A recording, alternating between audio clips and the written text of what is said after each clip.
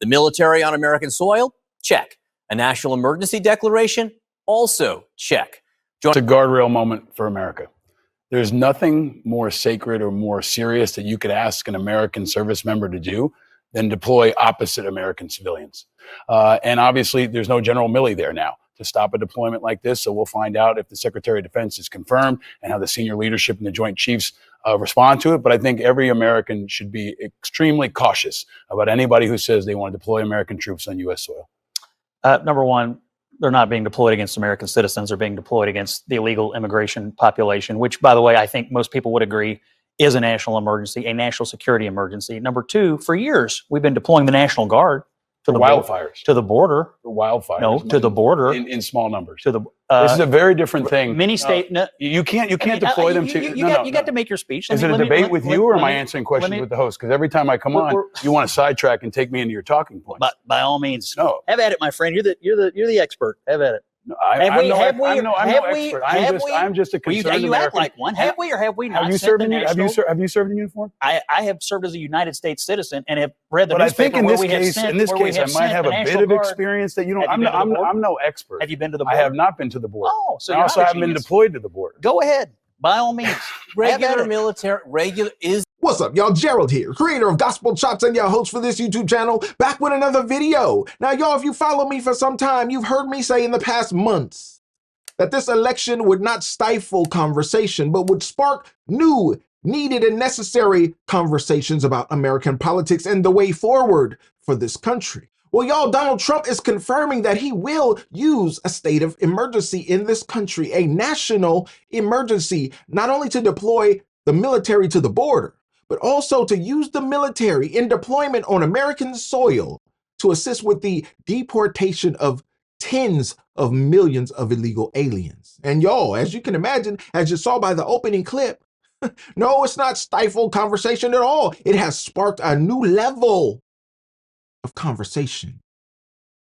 I hope when y'all have these conversations at the water cooler at work, when you have these conversations over Thanksgiving dinner, I hope you can maintain your cool, unlike these gentlemen on CNN that seem to want to get after each other, seem to want to put each other on a different team and fight it out on the field. Well, as I look at y'all, I don't think either one of you is an illegal alien, and I don't think either one of you is active military. So who are you fighting for?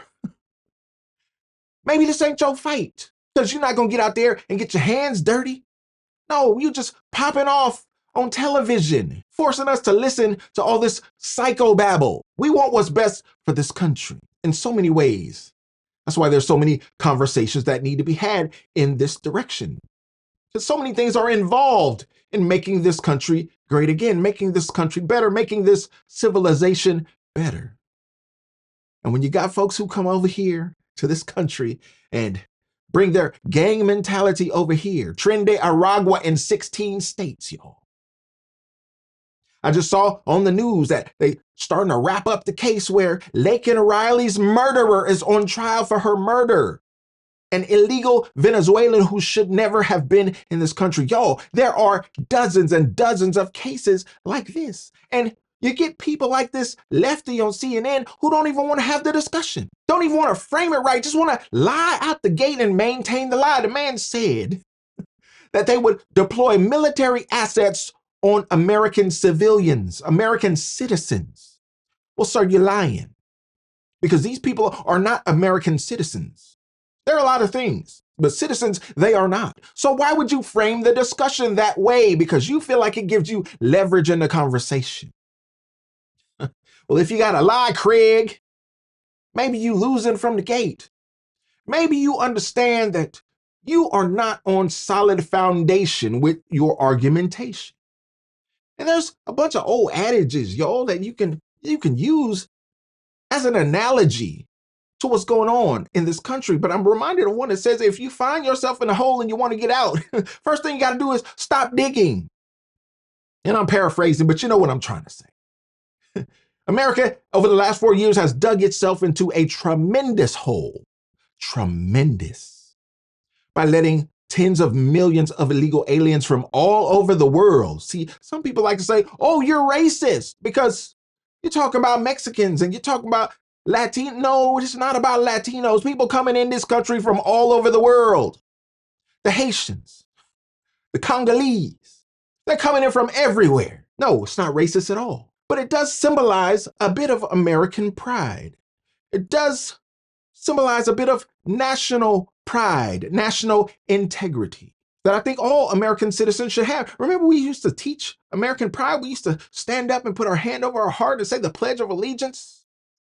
A lot of us didn't understand as young children in kindergarten and first grade. We didn't know what that was about. It was national pride. Something we have lost over time.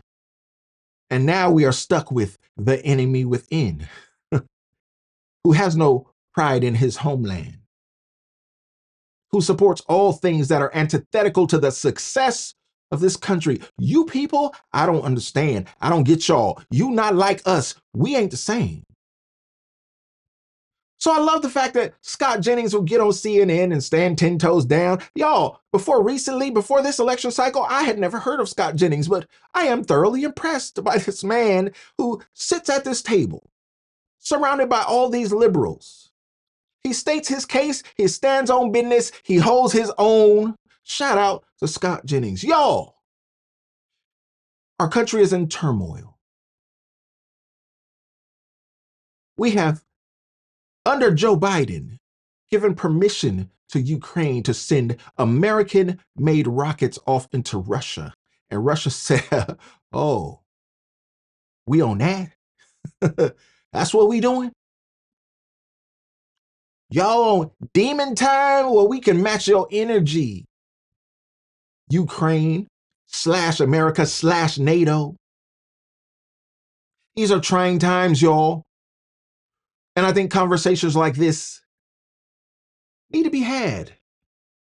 These conversations are necessary because y'all got some people in power that are going to do some crazy things over the next couple months. Donald Trump is the president-elect. He is not the president, y'all. You got some other people in power. Remember Joe Biden? Don't forget about that old guy, that old fart. Remember Kamala Harris? All the stuff that she hasn't done up until this point as the vice president, well, she ain't about to do nothing else for the next 60 days. So who's running the country? Antony Blinken, who is seemingly intent on starting World War III before Donald Trump can even get in office. Y'all, there's going to be so many fires burning when this man takes office. He's going to have to hit the ground running. So don't come at me talking about we can't confirm this person or that person or the third person. No, you better confirm everybody. Give this man the tools that he needs because we are in a country in peril. And part of that peril is due to the fact that nobody policed the border. And now we have 25+ million illegal aliens that we have to deal with, military or not. I would just tell you that the election results tell me the priority that the American people want focused on is illegal immigration. That doesn't mean whatever they the want priorities this are, used as a they want this solved now. They want to solve it. They don't want the 82nd Airborne dropping in New York City. I'll tell you something. I think you're being a little dramatic. I have a shelter in my neighborhood, actually right in my neighborhood, on the Upper West Side of Manhattan. There is a shelter that houses undocumented immigrants. And I can guarantee you, I can promise you with every fiber of my being, because I'll probably be one of those people, that if anybody comes for these people and tries to drag them out by force, there will be protests of people like me, American citizens, who are going to stand there and do everything possible to prevent these women and children, which is all who these people are. How about the criminals? How about the terrorists? How about the convicted? How do you sort Stop. How do you know who it is? How do you sort through That's the problem. I don't know who it is. Stop. I'm sorry. I live next to these people. I can tell you they are women and they are children. Are there terrorists among them? I don't know. But I can tell you that and neither does the government. But I can tell you, we have to figure this out. Okay, but what I'm telling you right now, practically speaking, is that there will be people, American citizens, who will prevent these little kids from being dragged out of these shelters. There are. And what's going to happen to these people? What is going to happen to the military when the military opens fire on us? But no one's. Can you say, hang on one sec, Chuck? I just We're wanna ask way you down a because rabbit hole here. The challenge of sorting through them is mammoth. We had a hard time doing it in Iraq. Okay, our troops have had a hard time doing it in Afghanistan. trying to ask them to sort through who's who and implement a So- policy like this, hold on, here in the United States is like nothing we've ever seen. Actually- I mean, hold on, maybe the only precedent we have is internment camps during World War II against Japanese Americans, but there's not a military precedent for sorting through who on the Upper East Side is an illegal and who's not. And you're asking a 19-year-old, right, holding a weapon, who signed up to serve his or her country, to thrust themselves into maybe the most fraught political topic that we've got in this country. People want a solution, but they don't necessarily want that one. You've twice now insinuated that Trump's going to send the military to round up American citizens, which is totally false. There are 1.3 to 1.6 million illegal immigrants in this country today who have already received deportation orders from a court. You can start there. There's another population, as Mark said, that have either committed violent crimes in the United States or committed violent crimes where they came from.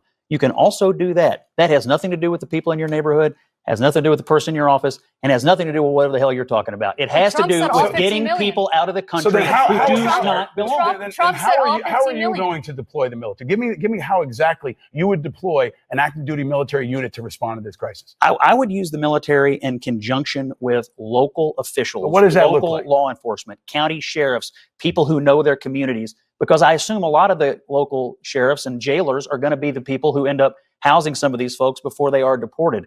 But there has What's to the be task some and purpose? What's the mission for that is young private? What the is he actually mission- going to be tasked to do? Guard a gate, or is he going to be investigating? I don't know. I wasn't elected But you're sitting here on president, CNN but saying we there's- should but do there's it. I think you should think out a little bit more millions about of what they people in actually this should be country required to who do. do not 'Cause belong it here. sounds real good. One at a time. Scott, quickly. then There are Paul. millions of people who came into the country illegally, who have already received deportation orders, or who have committed some other crime while they've been here.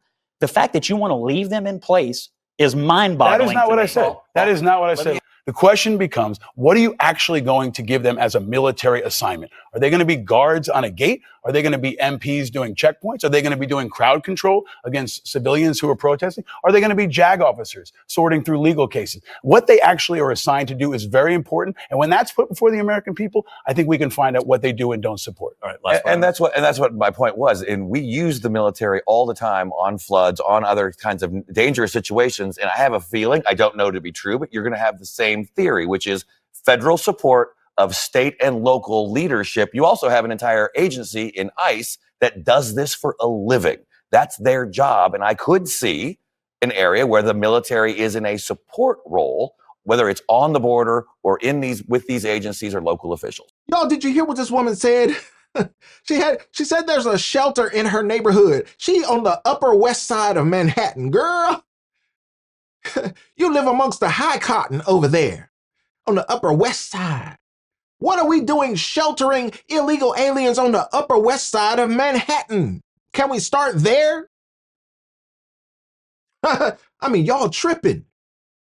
Y'all bring these people into this country and let's go there. Can we back up just a little bit? Because Americans need to know that you are the ones that are paying for all of this. Well, why would you say that, Gerald? How is that the case? Well, your government takes your tax dollars, gives your tax money to NGOs, non-governmental organizations. These NGOs work in other countries to facilitate the transportation of these illegal migrants to America. Y'all, some of these folks cost $10,000 a head to get here, $20,000 a head. You think somebody in the Congo got 20,000 US to break off to a cartel? No. Well, who's paying for it? You are, dummy. Because your tax dollars are being filtered through the US government to these non-governmental organizations that are operating overseas, paying off all these illegal cartels to do the dirty deeds that they do to facilitate the transportation of these illegal migrants to this country from Venezuela, from the Congo, from all countries in Africa, from right over from Mexico, from everywhere you could, even from Europe, from China. Do you know how long it takes to get from China to LA? We get to California, we show them this little piece of paper that says this is the address I'm supposed to go to. Somebody pays for that. Who you think pays for it? You, dummy. But your government doesn't want to tell you that, see. because your government has betrayed you. And that's why we need a sweeping change. That's why Americans voted in this election overwhelmingly to clean house. That's why we want several bulls in them China shops. We want a bull at the DOJ. We want a bull in the House of Representatives. We want a bull in the Senate. We want a bull in the Department of Education, Department of Finance, at the FBI. Oh my gosh. Turn it into and we will rebuild America greater from those ashes. We need sweeping change, and Americans voted for it. And I'm so glad they did, y'all. It's so inspiring that you and I can see it. See, those folks in those ivory towers, the leftists that say she gonna go out and stand in front of the police and protect the illegal immigrants. What are you protecting, lady? She says they're women and children. No, they're not women and children. We've seen dozens and dozens and hundreds and thousands of military-age men. They didn't come into this country carrying children. These are young, strong bulls in their early 20s, coming in by the droves from China. What do they have in mind for this country? Ain't nobody talking about all the immigrants from China. Our number one adversary. Any immigrants coming from Russia? See, y'all out here and you want to castigate these different countries while you welcoming people from those countries into America unchecked. The war is already lost. The enemy is already within the gates. And y'all think y'all gonna formulate a plan to do something at this 11th hour? You have already been taken over. Every level of the United States government has already been infiltrated by its enemies. And the biggest weapon in this warfare has been the psychological weapon that has transformed women like this on this panel who say, I'm an American citizen, but I'm a turncoat. I'm a brown shirt. I'm going to work for the other side and make sure that my country doesn't succeed. I'll just let y'all think on that. I won't go too heavy into it. I'm already walking on thin ice on them folks' platform as it is. But there are certain things that need to be done to eradicate the problem. I think the only issue is that we need to get together and decide what the problem actually is. And that's why discussions like this are important, because sometimes we disagree. Some people don't think it's a problem. Some people think it's the problem. Where do you fall on this issue? I'd like to know. Let me know in the comments. I'm curious to know what you think about this, y'all. And don't forget to like the video, subscribe to the channel, and share the video so we can get more people involved in the conversation, y'all. And like I always say, always remember and never forget, without the gospel, it's just chops. Until next time, peace.